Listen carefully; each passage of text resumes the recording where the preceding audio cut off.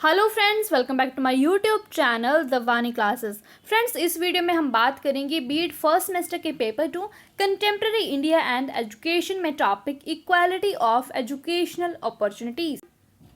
इस टॉपिक के बारे में हम डिटेल में बात करेंगे 16 मार्क्स के अकॉर्डिंग कि अगर आपको 16 मार्क्स का क्वेश्चन आए तो आपको किस तरह से इस क्वेश्चन को अटेम्प्ट करना है। गाइस, वीडियो शुरू करने से पहले अगर आप चैनल पर नए हैं और अगर आपने चैनल को सब्सक्राइब नहीं किया है प्लीज़ चैनल को सब्सक्राइब कर दीजिए और सब्सक्राइब करने के बाद नोटिफिकेशन बेल को प्रेस करके ऑल पर भी क्लिक कर दिया करो ताकि मैं जब भी वीडियोस अपलोड करूं तो उसकी नोटिफिकेशन आपको सबसे पहले मिले और आप सबसे पहले वीडियोस को देख सको। एंड वन मोर थिंग कि मैं इस सब्जेक्ट के अदर टॉपिक्स की वीडियोस भी आपके साथ शेयर कर चुकी हूँ। अगर आपने वो वीडियोस नहीं देखी हैं तो उनका लिंक आपको डिस्क्रिप्शन बॉक्स में मिल जाएगा उस पूरी प्लेलिस्ट का, तो आप वहाँ से उन सभी वीडियोस को भी देख सकते हो। बिना देरी किए हुए बात करते हैं इस टॉपिक की। सबसे पहले हम इस टॉपिक के मीनिंग के बारे में बात करते हैं। इक्वालिटी ऑफ अपॉर्चुनिटी का मतलब है कि हर इंडिविजुअल को इक्वल चांस देना है कि वो अपने लिए कुछ अच्छा कर सके। उसको रोकना नहीं है जब तक वो खुद ना चाहे तब तक।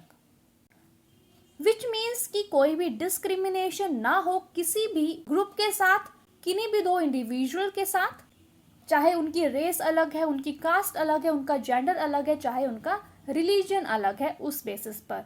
This is the equality of opportunity. अब हम इसके कुछ पॉइंट्स देख लेते हैं। फर्स्ट पॉइंट में ये कहा गया है कि डिस्क्रिमिनेशन नहीं करनी है, किसी के साथ भी कोई भेदभाव नहीं करना है on the basis of religion, race, caste, sex, place of birth और any of them. Second point में कहा गया है कि everyone must be equal before law, यानी कि कानून के सामने सभी बराबर हैं। अगर दो पर्सन सेम क्राइम करते हैं तो उन दोनों को सेम सजा मिलनी चाहिए। ठीक है। थर्ड पॉइंट इज कोई भी डिस्क्रिमिनेशन ना in the use of public places. Public places जैसे बस स्टैंड्स हो गए, पब्लिक ट्रांसपोर्ट हो गई, पब्लिक ऑफिसेज हो गए, बैंक्स हो गए, वहां पर भी कोई डिस्क्रिमिनेशन नहीं होनी चाहिए किसी के भी साथ।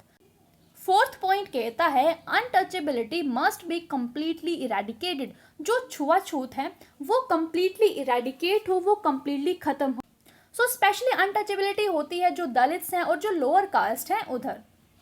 फिफ्थ पॉइंट इज कि सभी को ये अधिकार है कि वो इलेक्शन में कॉन्टेस्ट कर सकें, वहां पर भी इक्वालिटी हो। सिक्स्थ पॉइंट, हर रिलीजन को इक्वल ट्रीट करना है। बहुत सारे रिलीजन है, सभी रिलीजन को इक्वल रिस्पेक्ट और इक्वल ट्रीटमेंट दी जानी चाहिए।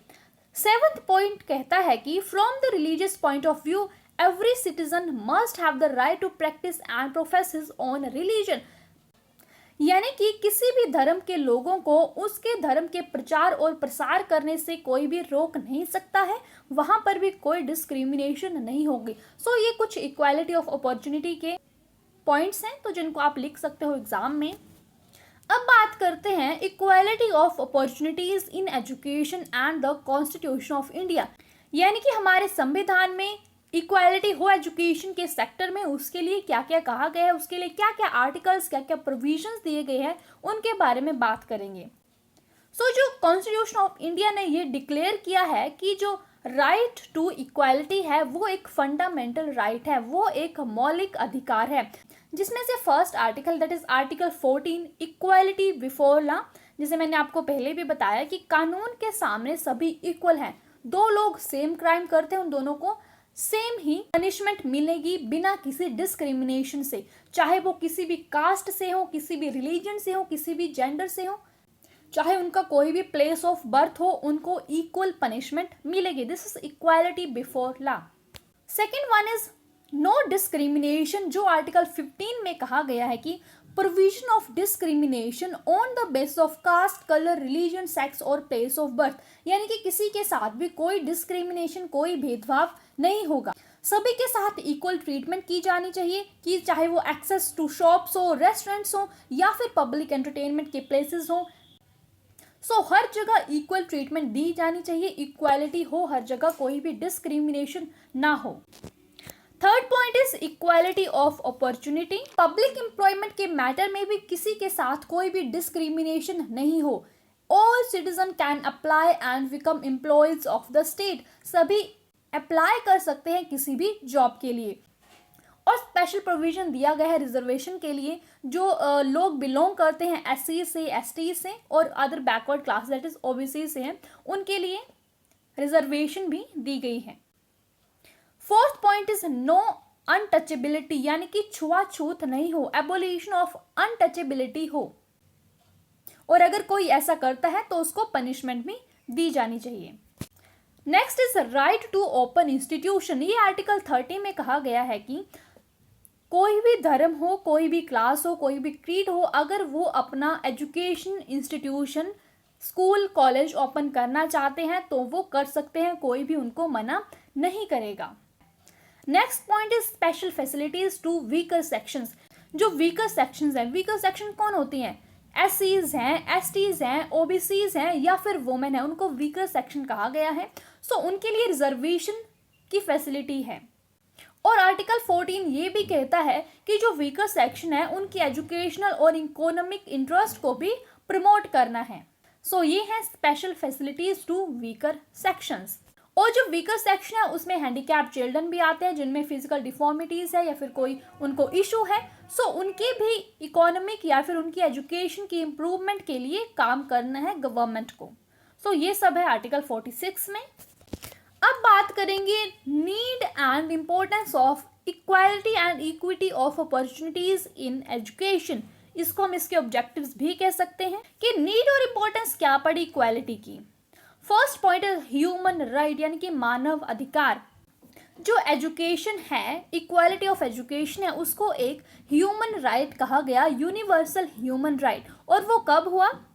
The idea of equality and adequate opportunity to all was highlighted in the Universal Declaration of Human Rights adopted by the General Assembly of the United Nations on December 10, 1948। 10 दिसंबर 1948 को ये declare हो गया कि जो education है वो एक human right है, यूनिवर्सल ह्यूमन राइट है। और उसमें the principle of non discrimination and right to education were strongly advocated. ये दो प्रिंसिपल्स थे उधर, नॉन डिस्क्रिमिनेशन का और राइट टू एजुकेशन, और ये दोनों प्रिंसिपल्स ही बनाते हैं equality of opportunity in education, यानी कि सभी को इक्वालिटी दी जाए in the field of education. और अगर उसका डेप्रीविएशन हुआ, किसी के साथ भेदभाव किया जाता है, तो वो ह्यूमन राइट्स का भी डेप्रीविएशन हुआ। Next point is essential for democracy. हम सभी को पता है जो हमारा इंडिया है वो एक डेमोक्रेटिक कंट्री यानी कि लोकतांत्रिक देश है। सो लोकतांत्रिक देश वही हुआ जहां पर सभी को फ्रीडम दी जाए, सभी के इक्वल ट्रीटमेंट्स हों, सभी के इक्वल राइट्स हों, चाहे वो लोग किसी भी जेंडर, किसी भी रेस, किसी भी रिलीजन, किसी भी कास्ट से बिलोंग करते हैं, उनके अधिकारों को इक्वल समझा जाए। और डेमोक्रेसी तभी होगी जब स्टेट में लिबर्टी होगी, इक्वालिटी होगी, फ्रेटर्निटी होगी और जस्टिस होगी और सभी को इक्वल अपॉर्चुनिटीज प्रोवाइड की गई हों। इसीलिए डेमोक्रेसी के लिए भी इंपॉर्टेंट है कि सभी को इक्वल अपॉर्चुनिटी दी जाए in the field of education.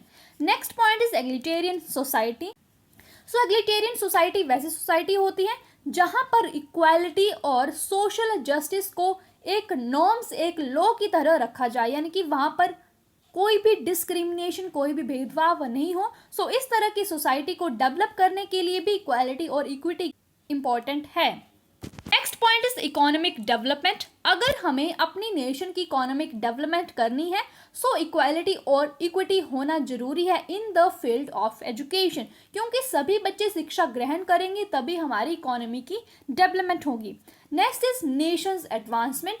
Nation की एडवांसमेंट भी तभी होगी जब सभी बच्चे शिक्षा ग्रहण करेंगे, क्योंकि सभी बच्चे शिक्षा ग्रहण करेंगे सो हमारी जो नेशन है, जो हमारा राष्ट्र है वो भी ऊपर जाएगा और जो नेचुरल टैलेंट है बच्चों का वो भी सामने आएगा। सो this is the Nations advancement.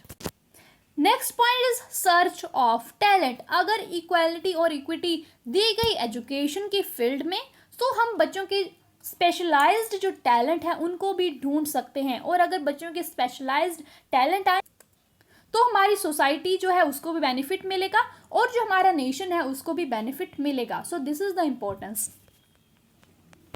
इसके बाद अब बात करेंगे how to achieve equality in education, means and measures for equality and equity in education. कुछ हम पॉइंट्स के बारे में बात करेंगे। First is to stop wastage and stagnation. Second, provision of compulsory education. Third, common school system. Fourth, selection on the basis of merit. Fifth, Kothari commission. इन सभी points के बारे में हम एक एक करके बात करेंगे. सो वेस्टेज और स्टैग्नेशन तब होती है एजुकेशन के सिस्टम में जब बच्चे ड्रॉप आउट कर जाते हैं और वो अपनी वेस्टेज और स्टैग्नेशन तब होती है एजुकेशन के प्रोसेस में जब बच्चे ड्रॉप आउट कर जाते हैं, वो अपने स्कूल्स को ही छोड़ देते हैं बिफोर कंप्लीटिंग द कोर्स के कंप्लीट होने के पहले ही वो स्कूल्स को छोड़ देते हैं, तब वेस्टेज और स्टैग्नेशन आती है. So there is huge wastage and stagnation at primary stage में वेस्टेज और स्टैग्नेशन बहुत है क्योंकि बच्चे वहाँ पर स्कूल छोड़ जाते हैं before completion of their primary education. यहाँ पर कुछ सजेशंस दी गई हैं जिससे रिड्यूस हो सकती है वेस्टेज और जो स्टैग्नेशन है वो. First point is financial assistance has to be given. बच्चों को फाइनेंशियल असिस्टेंस दी जाए ताकि बच्चे स्कूल आकर पढ़ाई कर सकें. सेकेंड पॉइंट इज पेरेंट्स भी एजुकेट हों क्योंकि अगर पेरेंट्स एजुकेट होंगे तो वो बच्चों को स्कूल भेजेंगे. Third is part time education will have to be provided. बच्चों को पार्ट टाइम शिक्षा भी दी जानी चाहिए. जैसे कुछ बच्चे सुबह स्कूल नहीं आ सकते हैं तो वो शाम को भी स्कूल आ सकें. Next point is social orthodoxies like indifference toward girls education and narrow outlook towards co-education has to be removed.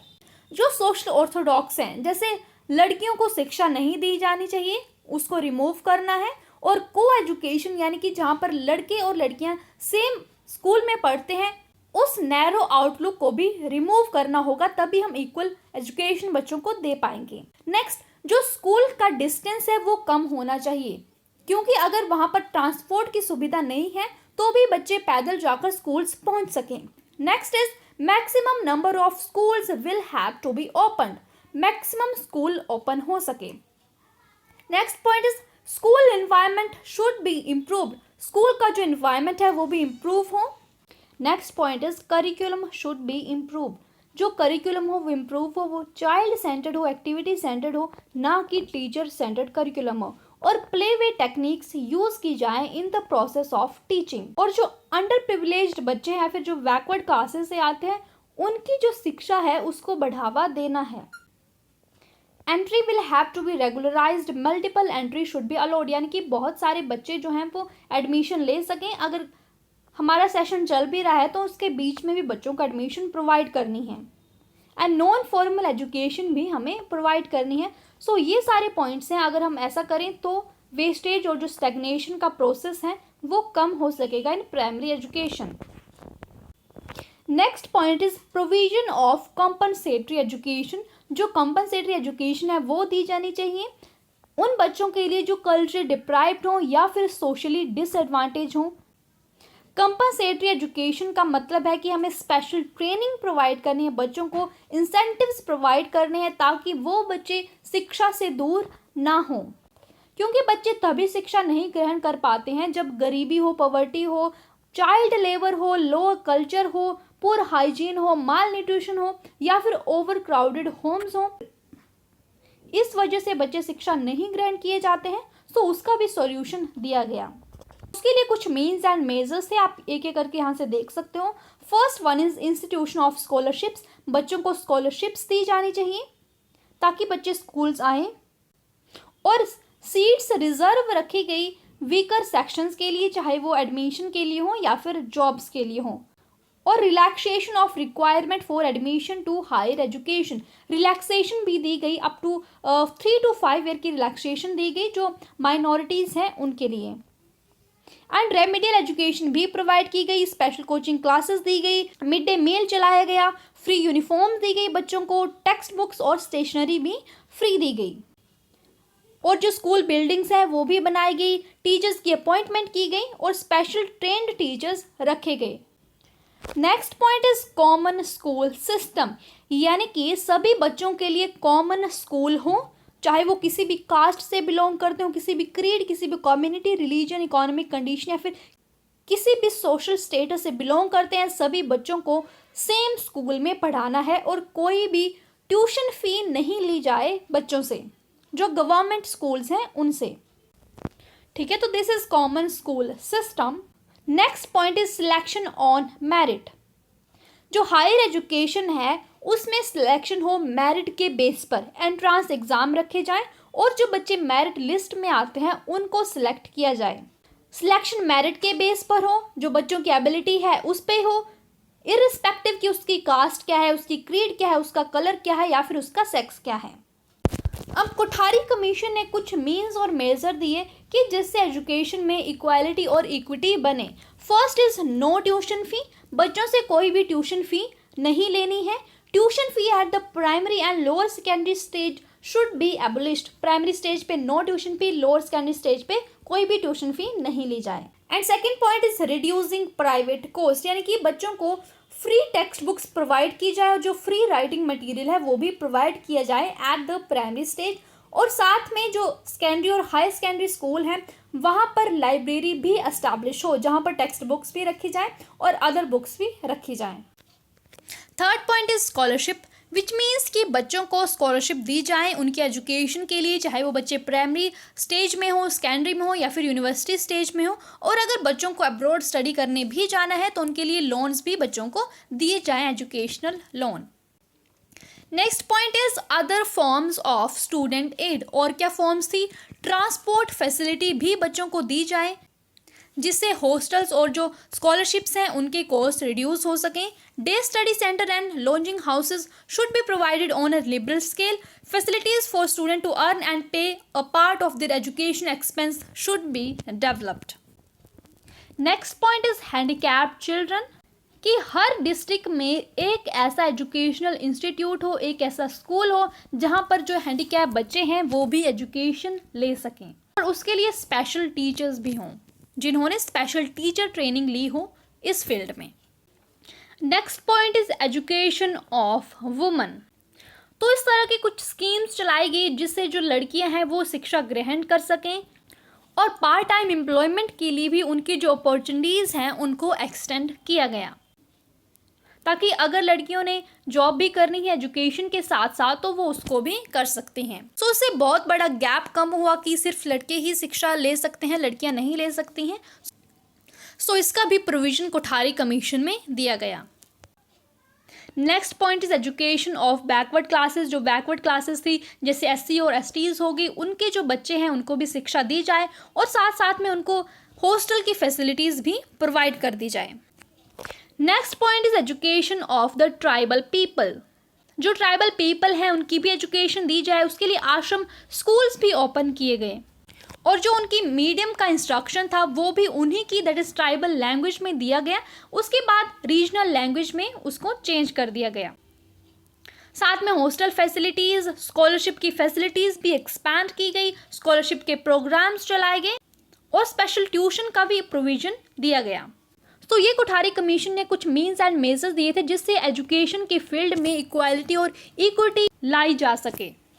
So and में आप इस तरह से कंक्लूड कर सकते हो कि जो एजुकेशन है उसको यूनिवर्सल ह्यूमन राइट कहा गया है और जो इक्वालिटी एंड इक्विटी है एजुकेशन की फील्ड में वो डायरेक्ट रिलेट करती है डेमोक्रेटिक डेवलपमेंट से, establishment of egalitarian society, socialistic pattern of society, economic development, nations development and to accelerate the process of modernisation and free and compulsory and universal education, Operation Blackboard, diversification of curriculum and vocationalization of education, access to higher education on the basis of merit, diets, Navodaya Vidyalayas, distant education, continuing and adult education भी चलाई गई, education through radio, education through TV are the efforts to bring equality and equity in education. Provisions और programs भी चलाए गए जैसे education for women equality, SCs और STs के लिए, minorities के लिए, handicap के लिए और साथ में adult education programs भी चलाए गए।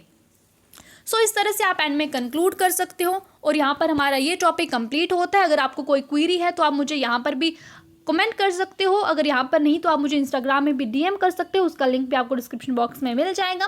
सो इस वीडियो में बस इतना ही, नेक्स्ट वीडियो में बात करेंगे किसी और टॉपिक की। तब तक वीडियो को लाइक कर दीजिएगा और चैनल को सब्सक्राइब नहीं किया तो सब्सक्राइब करके जाना। Thank you so much for watching, bye bye, take care.